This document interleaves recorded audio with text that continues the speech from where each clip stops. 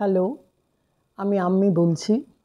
আজকে আমি তোমাদের মুকুট নাটকের, রবীন্দ্রনাথ ঠাকুরের মুকুট নাটকের দ্বিতীয় অঙ্কের কিছুটা প্রশ্নোত্তর বাকি আছে, সেগুলো নিয়ে প্রথম আলোচনা করব। আমি আগের ভিডিওতে প্রথম দিকের 5টা কোয়েশ্চেন তোমাদের তার উত্তর বলে দিয়েছি। এবার 6 নম্বর থেকে শুরু করছি।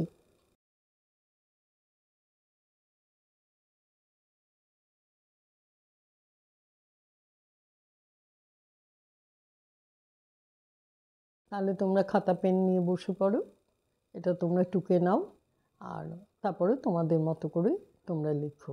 প্রথম যেগুলো উদ্ধৃত অংশগুলো আছে সেগুলো বলবো, তার সঙ্গে আমি উত্তর কোয়েশ্চেনগুলো বলবো এবং উত্তরগুলো বলবো। তাহলে তোমরা শুনে নাও, শুরু করছি। 6 নম্বর কোয়েশ্চেন। খুব ব্যাঘাত হয়েছিল, আমার সৈন্যেরা খবর পেয়ে সকলেই চঞ্চল হয়ে উঠল, তাদের কি আর লড়াইয়ে মন ছিল? ক, বক্তা কে, কাকে বলেছেন? খ, কিসের ব্যাঘাত হয়েছিল? গ, সৈন্যদের লড়াইয়ে মন ছিল না কেন? ক এর উত্তর, বক্তা কে, কাকে বলেছেন? বক্তা ঈশা খাঁ, যিনি ত্রিপুরা রাজ্যের সেনাপতি ছিলেন। আর কাকে বলেছেন? তিনি মধ্যম কুমার ইন্দ্র কুমারকে উদ্দেশ্য করে উপরোক্ত উক্তি করেন। খ, কিসের ব্যাঘাত হয়েছিল? যুবরাজ শত্রুগৃহে প্রবেশ করে বিপদে পড়েছেন একথা জানতে পেরে সৈন্যরা খুব চঞ্চল হয়ে ওঠে এবং তারা যুবরাজের কথাই আলোচনা করতে থাকেন। যুবরাজ তাদের মনের শক্তি, তাই তার বিপদ শুনে খুব স্বাভাবিকভাবেই সৈন্যরা উতলা হয়ে ওঠেন। এতে ঈশা খাঁর পক্ষে যুদ্ধ পরিচালনা করা শক্ত হয়ে ওঠে। তারপর আসছি গ, সৈন্যদের লড়াইয়ে মন ছিল না কেন? সৈন্যরা যুবরাজকে খুব শ্রদ্ধা করেন, তাকে খুব ভালোবাসেন, তাই যুবরাজ শত্রুগৃহে প্রবেশ করেছেন এই কথা শুনে তারা অস্থির হয়ে ওঠেন। যুবরাজের যদি প্রাণ সংশয় হয় এসব ভেবে তারা চঞ্চলতা প্রকাশ করেন এবং যুদ্ধে মনোনিবেশ করতে পারেন না। এরকম অস্থির সময়ে যুদ্ধে কোনো খারাপ অবস্থারও উদয় হতে পারত। তাই যুবরাজের এই না বুঝে বিপদে পড়ায় যুদ্ধে ব্যাঘাত সৃষ্টি হয়েছিল। সেনাপতি ঈশা খাঁ এতে যথেষ্ট উদ্বেগ প্রকাশ করেছেন। আচ্ছা, এরপর আসছি আমি 7 নম্বর কোয়েশ্চেনে। প্রাণ দিলেও মুকুটটি বাঁচাতে পারবেন না, মাঝের থেকে প্রাণটাই বৃথা যাবে।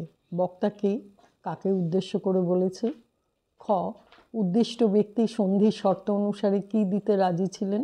গ, বক্তা কী চাইল এবং কেন? ঘ, উদ্দিষ্ট ব্যক্তি কী করেন? ক হচ্ছে বক্তা কে, কাকে উদ্দেশ্য করে বলেছে? রবীন্দ্রনাথের মুকুট নাটকের আলোচ্য অংশের বক্তা ত্রিপুরার ছোট রাজকুমার রাজধর, তিনি আরাকান রাজের উদ্দেশ্যে বলেছেন। কাকে উদ্দেশ্য করে বলেছেন? বললাম তিনি আরাকান রাজের উদ্দেশ্যে বলেছেন। খ, উদ্দিষ্ট ব্যক্তি সন্ধির শর্ত অনুসারে কী দিতে রাজি ছিলেন? আরাকান রাজ সন্ধির শর্ত অনুযায়ী সন্ধিপত্রে স্বাক্ষর করতে রাজি ছিলেন এবং নিদর্শনস্বরূপ 500 ব্রহ্মদেশের ঘোড়া, 3টে হাতি দিতে চেয়েছিলেন। ক হচ্ছে বক্তা কী চাইল এবং কেন? বক্তা রাজধর কিন্তু আরাকান রাজের সন্ধির শর্ত অনুযায়ী হাতি ও ঘোড়া নিতে অসম্মত হন। তিনি নিদর্শনস্বরূপ আরাকান রাজের মাথার মুকুটটা দাবি করেন। আরাকান রাজ প্রথমে রাজি না হলেও পরে মুকুটটি রাজধরের হাতে দিয়ে দেন। ঘ, উদ্দিষ্ট ব্যক্তি কী করেন? আরাকান রাজ প্রথমে তার মাথার মুকুট রাজধরকে দিতে অসম্মত হন, কারণ মুকুট অপেক্ষা প্রাণ দেয়াই তার পক্ষে শ্রেয় মনে হয়। কিন্তু রাজধরের কথায় তিনি বুঝতে পারেন যে রাজধর যেভাবেই হোক মুকুটটা নিয়ে যাবেন, এতে আরাকান রাজের প্রাণ চলে গেলেও রাজধরের কিছু যায় আসে না। তাই মুকুটটা বাঁচানোর কোনো উপায় না দেখে আরাকান রাজ মুকুটটা রাজধরকে দিয়ে দেন এবং বলেন মুকুটের সঙ্গে কিন্তু রাজধর চিরকালীন শত্রুতাকেও সঙ্গে নিয়ে যাচ্ছেন। মুকুটটি ফিরে না পাওয়া পর্যন্ত শত্রুতা শেষ হবে না। এটা হলো 7 নম্বর। এবার আসছি 8 নম্বর প্রশ্ন। আজকের আমাদের জয়গৌরবের মধ্যে একটি মস্ত অভাব রয়ে গেল। ক, বক্তা কে, কাকে বলেছেন? খ, প্রসঙ্গ কী? গ, মস্ত অভাব বলতে কী বলা হয়েছে? ঘ, বক্তার বক্তব্য কী? ক, বক্তা কে এবং কাকে বলেছেন? রবীন্দ্রনাথ ঠাকুরের মুকুট নাটকে আলোচ্য অংশের বক্তা যুবরাজ চন্দ্রমাণিক্য, তিনি মধ্যম কুমার ইন্দ্র কুমারকে উদ্দেশ্য করে কথা বলেছেন। খ, প্রসঙ্গ কী?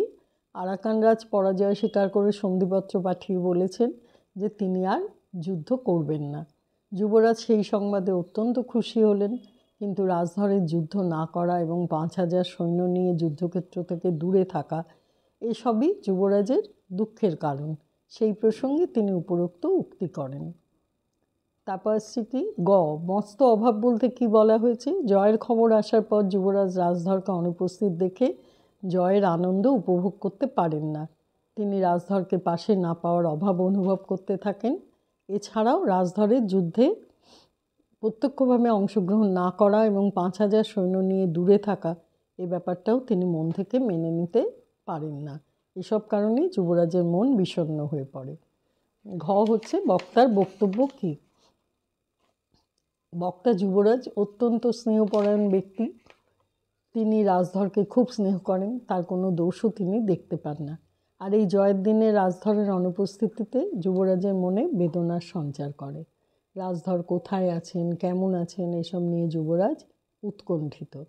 জয়ের সময় যখন সকলে মিলে আনন্দ উপভোগ করা যেত, তখন রাজধরের অনুপস্থিতি তাকে গভীর উদ্বেগ ও বেদনার মধ্যে নিমজ্জিত করে। এটা গেল 8 নম্বর। এবার এসছি 9 নম্বর প্রশ্নে। খবর পেয়ে বললেন, যুবরাজকে উদ্ধার করবার জন্য আমি এখানে আসিনি, আমাকে যুদ্ধে জিততে হবে। বক্তাকে কাকে উদ্দেশ্য করে বলেছেন? যুবরাজ কি বিপদে পড়েছিল? কার সঙ্গে যুদ্ধ হয়েছিল? সেই যুদ্ধের ফল কী? হচ্ছে বক্তাকে কাকে উদ্দেশ্য করে বলেছেন? রবীন্দ্রনাথ ঠাকুরের মুকুট নাটকে আলোচ্য অংশের বক্তা সেনাপতি ও অস্ত্রগুরু ঈশা খাঁ। তিনি দূতকে উদ্দেশ্য করে কথা বলেছেন। হচ্ছে কি যুবরাজ কি বিপদে পড়েছিল? যুবরাজ নিজের নির্বুদ্ধিতায় শত্রু সৈন্যের বেষ্টনীর মধ্যে প্রবেশ করলে বিপক্ষের সেনারা 4-5 দিয়ে তাকে ঘিরে ফেলে। এর ফলে যুবরাজের জীবন সংশয় হয়।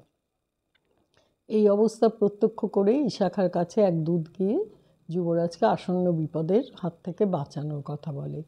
ঈশা খাঁ তখন যুদ্ধে ব্যস্ত ছিলেন। সেখান থেকে চলে এসে যুবরাজকে উদ্ধার করতে যাওয়া তার পক্ষে সম্ভব ছিল না। তার চলে যাওয়ার ফলে শত্রু সৈন্য তাদের আক্রমণ আরও বাড়িয়ে দেবে, এসব কথা ভেবেই ঈশা খাঁ যুবরাজকে উদ্ধার করতে যেতে চাননি। তারপর কার সঙ্গে যুদ্ধ হয়েছিল? ত্রিপুরার মহারাজ অমরমাণিক্যের সঙ্গে আরাকান রাজের যুদ্ধ হয়েছিল। আরাকান রাজ যুদ্ধে বারবার পরাজিত হয়েও ক্ষান্ত হননি। তিনি চট্টগ্রাম সীমান্তে সৈন্যবাহিনী নিয়ে এসে উপস্থিত হন। তাই বাধ্য হয়ে ত্রিপুরার রাজা যুদ্ধ ঘোষণা করেন। আর সেই যুদ্ধের ফল কী? যুদ্ধের ফল হয় ত্রিপুরার জয়। রাজধরের অতর্কিত আক্রমণে আরাকান রাজ পরাজিত হন এবং সন্ধিপত্রে স্বাক্ষর করতে বাধ্য হন। এছাড়াও রাজধরের দাবি মতো নিজের মাথার মুকুট নিদর্শন হিসেবে রাজধরকে দিতে বাধ্য হন। এবার আসছি 10 নম্বর। তোমার মুখে এই উপদেশ সাজে না। বক্তাকেই কাকে বলেছেন? প্রসঙ্গ কী? হচ্ছে কোন উপদেশের কথা বলা হয়েছে? তার মুখে সাজে না কেন? বক্তা কী বলতে চেয়েছেন? বক্তাকেই কাকে বলেছেন? রবীন্দ্রনাথ ঠাকুরের মুকুট নাটকে আলোচ্য অংশের বক্তা যুবরাজ চন্দ্রমাণিক্য। কাকে বলেছেন? তিনি সেনাপতি ও অস্ত্রগুরু ঈশা খাঁকে উদ্দেশ্য করে কথা বলেছেন। প্রসঙ্গ কী? আরাকান রাজের সঙ্গে যুদ্ধ করতে গিয়ে যুবরাজ নিজের নির্বুদ্ধিতায় শত্রুপক্ষের মধ্যে প্রবেশ করেন এবং শত্রু সেনা তাকে 4-5 দিয়ে ঘিরে ধরে। এতে যুবরাজের প্রাণ সংশয়ও হতেই পারত। যাই হোক, ইন্দ্রকুমার যুবরাজকে উদ্ধার করে নিয়ে যান। এরপর রাজধর ইন্দ্রকুমারকে জব্দ করার জন্য এক অভিসন্ধি করেন। তার ফলে পুনরায় যুদ্ধ শুরু হয়। তখন রণক্ষেত্রে দাঁড়িয়ে ঈশা খাঁ যুবরাজকে যুদ্ধক্ষেত্র থেকে পালিয়ে যাওয়ার পরামর্শ দেন, কারণ ঈশা খাঁ মহারাজের কাছ থেকে দায়িত্ব পেয়েছিলেন রাজকুমারদের নিয়ে যুদ্ধ করার। যুদ্ধের ভয়ঙ্কর অবস্থা দেখে তিনি যুবরাজকে পালানোর পরামর্শ দিলে যুবরাজ উপরোক্ত উক্তিটি করেন। কোন উপদেশের কথা বলা হয়েছে? ঈশা খাঁ যুবরাজদের অস্ত্রগুরু, তাই তার মুখে যুদ্ধক্ষেত্র থেকে পালিয়ে যাওয়ার উপদেশ দেয়া মানায় না। হচ্ছে তার মুখে সাজে না কেন? যোদ্ধার ধর্ম যুদ্ধক্ষেত্রে অস্ত্র নিয়ে যুদ্ধ করা, যে কোনো পরিস্থিতির মোকাবিলা করা। তাতে কখনো জয় আসে, কখনো পরাজয়ও বরণ করতে হয়। এমনকি বীর ধর্ম পালন করতে গিয়ে মৃত্যুবরণ করতেও বীরেরা ভয় পান না। সত্যিকারের যোদ্ধা কখনো যুদ্ধক্ষেত্র থেকে প্রাণের ভয়ে পালান না।